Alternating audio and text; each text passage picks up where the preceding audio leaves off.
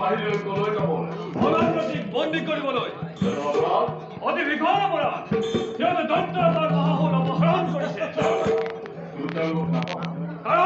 কাৰণ তেওঁলোকৰ আশ্ৰিত অদ্ভুত সাহস তোমালোকৰ এই কথা ক'বলৈ তোমালোকৰ বুকু কঁপা নাই ক'ব পাৰানে তোমালোকৰ দৰে অসীম সাহসী জীৱ জগতৰ কোন স্থানত বাস কৰে আৰু তেওঁলোকৰ নাম কি নাম দেৱতা দেৱতা দেৱতা দেৱতাৰ এনে সাহস কেতিয়াৰ পৰা হ'ল ক'ব পাৰানে বীৰ চিৰকালে শুনি আহিছো এই দেৱতা বোলে দৈত্যৰ ভয়ত ভীত হৈ গভীৰ অৰণ্যৰ মাজত অনাহাৰে অনিদ্ৰাত কাল কটাই আহিছে খুলি গ'লেও দৈত্য আছে অৰণ্য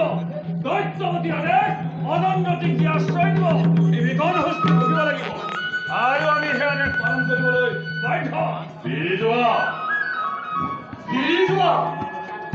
বাধ্য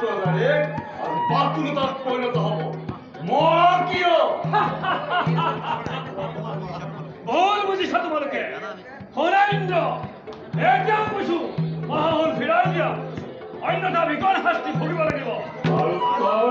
মুখে নহয় মোৰে অস্ত্ৰৰ ভয় নেদেখুৱাব দেৱতা তোমাৰ অস্ত্ৰৰ যি শক্তি তাত মোৰ জানা আছে তোমাৰ এই অস্ত্ৰৰ তীক্ষ্ণতা দৈত্য ৰাস্তাঘাটে বিলুপ্ত হৈছে আৰু গৰ্বতে ক'ব দৈব্য চুকনৰ পৰাজিত হ'ল বুলি তোমাৰ ইমান অহংকাৰ নিশ্চয় জানিবা আজি তোমাৰ এই অহংকাৰৰ পতন হ'ব তেন্তে সাৱধান নোহোৱা দেৱতা আজি তোমালোকৰ অস্ত্ৰৰ পৰীক্ষা হওক অস্ত্ৰ উত্তম